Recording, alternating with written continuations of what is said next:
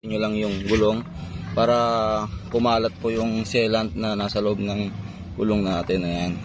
So sa po yung magsisilbi ng pagtapal ng butas sa ating mga gulong. Ayan.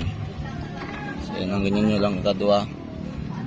So pwede na natin ibalik yung yung pito ng ating gulong. Ayan. So kailangan sundutin nyo muna para walang barado kapag naglagay na tayo ng hangin. So yan lang kakadwa.